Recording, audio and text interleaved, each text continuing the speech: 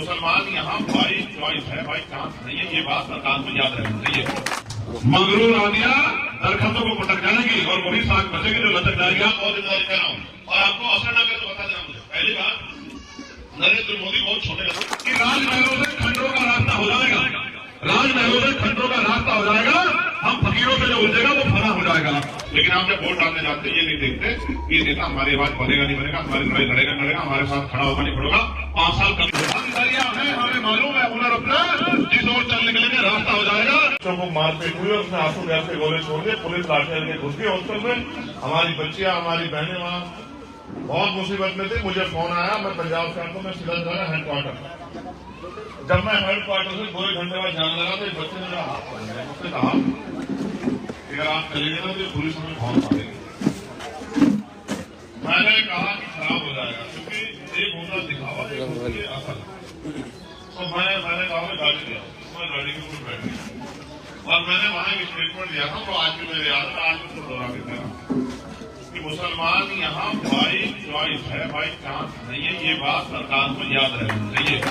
सरकार को ये लगता है कि हम यहाँ बाई चांस है, बाई चांस नहीं बाई चॉइस है। हमने इस मुल्क की में कुर्बानियां दी हैं, हमारी वजह से इस मुल्क में आईन आया, हमारी वजह से इस मुल्क में जमहूरियत आई। आप तो कभी जमहूरियत चाहते ही नहीं थे, आप तो इस देश में राजतंत्र बनाना रखना चाहते थे। अंग्रेजों को भी आप लाए, उससे पहले वालों को भी आप लाए, जो इस देश को RSS के संग के लोगों को बर्बाद करना चाहते हैं। मैं 2 बार बहुत जिम्मेदारी कर रहा हूँ और आपको असर ना करे तो बता देना मुझे। पहली बात, नरेंद्र मोदी बहुत छोटे दल के नेता थे, बहुत बड़े नेता नहीं थे RSS भाजपा, लेकिन वो जानते थे कि इस व्यक्ति के जरिए इस मुल्क में हम लोग राज कर सकते हैं, क्योंकि इसने नफरत की जो फसल लगाई हुई है गुजरात में, उस फसल का असर पूरे देश में जाएगा। आप मेरी बात पर गौर करना। उनके यहाँ बड़े बड़े नेता थे, उनसे मुरली मनोहर जोशी, लालकृष्ण आडवाणी, सुषमा स्वराज और भी बहुत बड़े बड़े नाम थे, जिनको पीछे हटा के वो लेकर आए कि इस व्यक्ति के सहारे हम लड़ सकते हैं। ये व्यक्ति है जिसकी वजह से राज कहा जाएगा, ये व्यक्ति है जिसकी वजह से ताकतवर में हमारे लोग।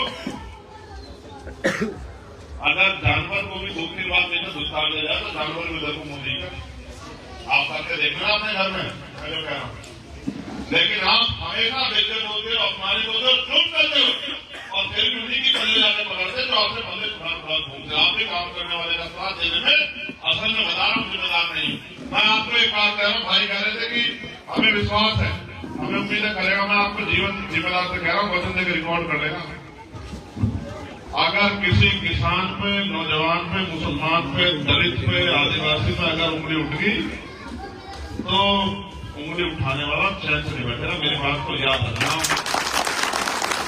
कोई रानी महारानी का बेटा नहीं, कोई कारोबार नहीं करता, कोई बिजनेस नहीं, व्यापार नहीं करता जिसको CBI इनकम टैक्स से पकड़ ले जाए। मैं तो प्राइमरी स्कूल के हेड मास्टर का बेटा हूँ, आलिम का।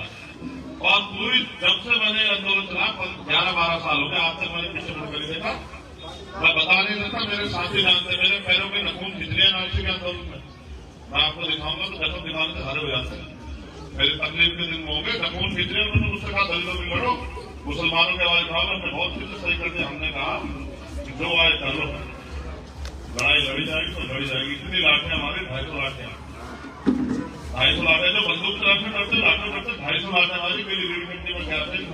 मेरे साथियों ने 12 लेकिन कभी मैंने आपको चौक नहीं कहा और मैंने प्रयास किया 22 में भी सब लोग मिलकर भाजपा में रोकते। आप जानते हैं मैं वहां तक गया, नीचे होकर गया कि मैं, लेकिन पता नहीं क्यों वो लड़ना नहीं चाहते और मुझे रोकना चाहते। मुझे मेरी किसी लड़ाई नहीं है, मैं तो RSS भाजपा करता हूँ। भाई नेता 3 तरह के होते, मेरी बात को गौर से सुनना। एक होते हैं नकली। कौन से वाले? नकली जो आपकी वोट लेंगे, आपको आपके घर खाना खाएंगे, आपको चुनाव के समय बहुत अच्छे आपसे बातें करेंगे और फिर चुनाव के बाद आपको ढूंढे नहीं मिलेंगे।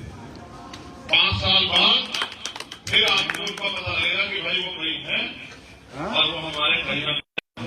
उनको कहते हैं ठीक है, जिनके कुर्ते बहुत लंबे लंबे होते हैं और तब उनको इतना आसान नहीं होता। एक होता है फसली, जैसे जिन दलों में हम पैदा होकर आएंगे वो चुनाव के समय आते हैं बस फसल काटने के लिए। जब फसल तैयार हो जाती है तो वो फसल काटने आते हैं। एक होते हैं फसली, जैसे फसल हो जाती है फसल के समय आता है मालिक इस तरह से आता है, वो टिकट देता है, पैसे में बांटता है और फसल काट के ले जाता है। और तीसरा होता है असली, जो 24 घंटे साथ में खड़ा रहता है। मैं तो आप कह रहे थे खून दोगे, पसीने में खून नहीं, आपकी आवाज में खून दूंगा, मेरी बात को याद रखना। अगर एहसास नहीं करा दिया कि एक है तब मुझे बताना। और ये लड़ाई मैंने लड़ी, किसानों के लिए भी सीधा ठोक के लड़ी, बांध लगा दी, कांटे लगा दिए, कीले ठोक दी, फिर भी उनकी लड़ाई बराबर खड़े होकर लड़ी। महिला पहलवानों के सम्मान की लड़ाई ठोक के लड़ी। और जहां भी जुल्म होता है 5 साल के दक्षिण में गया था और वहां रामपुर मिलन में दलित समाज के बच्चे को यहाँ मालिक सर में गोली और मुझे अरेस्ट कर दिया संभल में। 3 घंटे में लड़ता रहा। 3 घंटे के बाद मैंने कहा कि चाहे गोली चला दो, जाऊंगा उनके आवाज उठाने के लिए, जाऊंगा गया। और फिर सीओ को, उस एसडीएम को वहां से हटाया गया। 25 लोगों पर मुकदमा हुआ और जो उनकी मांगे थी उसे रखे 10 दिन का समय दिया। और ये कह गया तो पूरी दुनिया को बताएगा कि पूरी दुनिया को पता लगना चाहिए कि भारत में दलितों, पिछड़ों, मुसलमानों, किसानों, नौजवानों के साथ क्या हो रहा है। आज तो मीडिया उनका है, पूरे दिन उनकी बात कहता। असल बात तो तब जाए कि भारत की पार्लियामेंट को दुनिया सुनती है। और आप जानते हैं आंदोलन में जब तक हम लोग नहीं लगते तब तक पूरी दुनिया में, मैं अकेला था जो नाम से किसान आंदोलन में यूएनओ में जाकर स्पीच देगा। मुझे जाने दिया 3 बार, मैंने यहीं से रिकॉर्ड करके भेजी यूएनओ में स्पीच। आप मेरे ट्विटर हैंडल में चेक कर लेना, जिसको एक्स कहते हैं अभी, अगर ना मिली कि जिस तरह का जुल्म जो है किसानों के साथ हो रहा है और इसी तरह का जुल्म एनआरसी में मुसलमानों के साथ हुआ। मैं आपको बस ये कहना चाहता हूं मेरे भाइयों,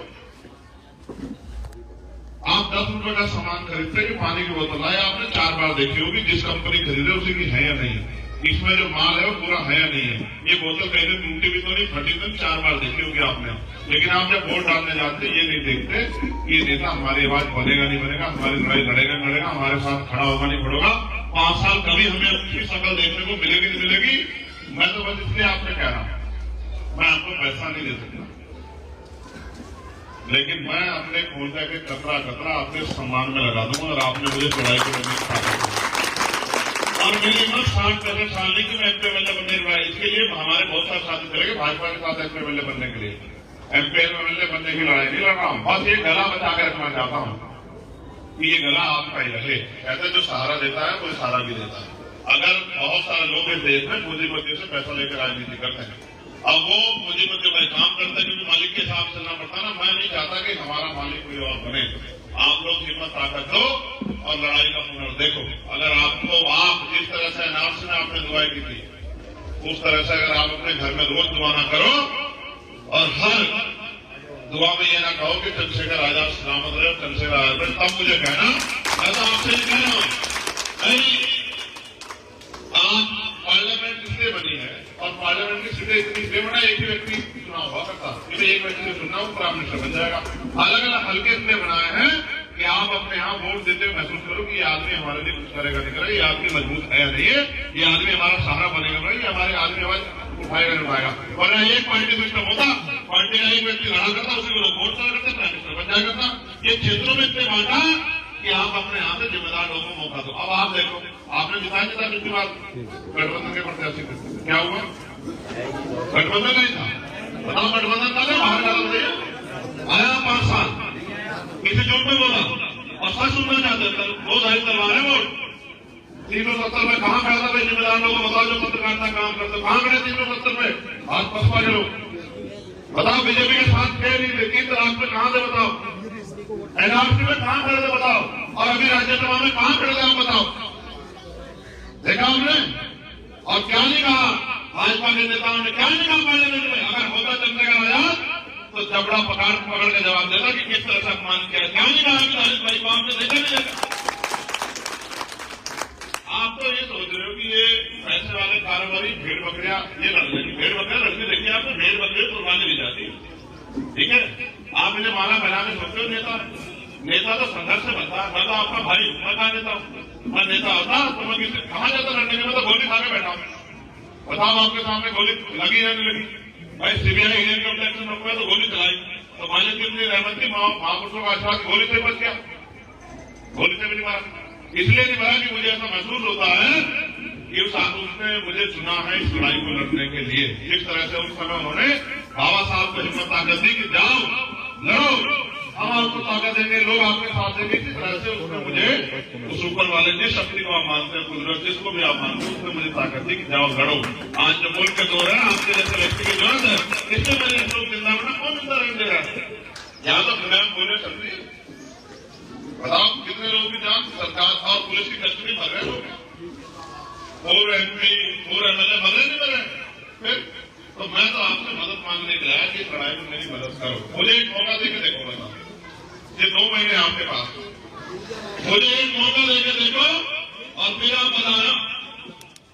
और बहुत आगे रोकने के लिए मैं फिर आपको सच कह रहा हूँ, कोई एक गरीब का बेटा न खड़ा हो जाए। अमीरों को बहुत तकलीफ है, बहुत आए मुझे रोकने के लिए। मैं फिर आपसे कह रहा हूं, आप एहसान करो। मैंने कोई एहसान नहीं किया, मैंने अपना कर्म किया, मैंने अपनी जिम्मेदारी अदा की, स्कूल का होने के नाते, भाई होने के नाते। आप एहसान करके एक बार मुझे ताकत दो, फिर मुझे बताना कि लड़ाके कैसे होते हैं। आपने देखे नहीं देखे, आपको पता लगेगा। आखिरी बार ताकत देने का एक ही रास्ता है जमहूरियत में, वो है वोट। और वोट अब जब दोगे केंद्रीय के चुनाव स्थान पे, तब होगा चंद्रशेखर ताकतवर। आज चले हो किसी और को तो चंद्रशेखर कैसे ताकतवर हो जाएगा भाई? आप बताओ, चंद्रशेखर ताकतवर तब होगा जब केंद्रीय को वोट दोगे। आप जितने यहाँ बैठे हो, क्योंकि आजाद का समय हो गया, मेरी एक दरखास्त है, आपका फोन है, एक फोन में कई कई को नंबर है भाई। इतनी जिंदगी आपको रखते हो, आपने इतने देखा देश भर में। मैं किसी को बुरा नहीं कहता, मगर मैं कहता हूँ मुकाबला करके देखना ना। मुझे एक बार आगे तो लड़े तो मुकाबला करके देखना, फिर ताजू रखना, फिर ताजू रख के देखना कौन ताकत है, कौन मजबूत है, कौन आता है, कौन कहा है। तो इसलिए अपने फोन का यूज करो, अपने दोस्तों साथियों को फोन करो, रिश्तेदारों को, हमारी बहनों को, वालिदाओं को फोन करो, हमारे चाचों को भी भाई वो हमारा बच्चा, हमारा भाई, उसकी मदद करनी है, हमें इस बार अंदर से ताकत देनी। बस सारा काम हो जाए, कुछ भी नहीं करना। यहाँ से अगर जितने लोग यहाँ बैठे इतने फोन कर दे तो कल ही पार्लियामेंट में चुनाव मंदिर हो रहा है, कब्जे में होगा कल ही पार्लियामेंट का चुनाव।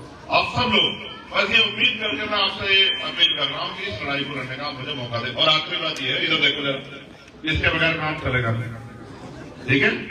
एक वोट एक नोट। देखो इसका भी कारण है, जिनको मैं नेता मानता हूँ, मान्यवर काशीराम साहब, वो ये कहते थे जो सहारा देगा वो इशारा भी देगा। और वो ये कहते थे सहारा भी अपनों का लो और इशारा भी अपनों का लो। मैं तो अपने आपके इशारे पर काम करना चाहता हूँ, इसलिए आपसे कह रहा हूँ कि इस लड़ाई में मेरी मदद कराओ। और याद रखिए, मजबूत करता है, आप छुड़ाना चाहो छुड़ जाएगा ना, छुटेगा नहीं। आपसे भी मैं फिर कह रहा हूँ, आपको ये जिंदगी भर याद रहेगा, ठीक है? मगरूर आंधियां दरख्तों को पटक जाएगी और वही साग बचेगी जो लचक जाएगी। आप तैयार हो जाओ। मैं तो उनमें से हूं कि राजमहलों से खंडरों का रास्ता हो जाएगा, राजमहलों से खंडरों का रास्ता हो जाएगा। हम फकीरों से जो उलझेगा वो फना हो जाएगा।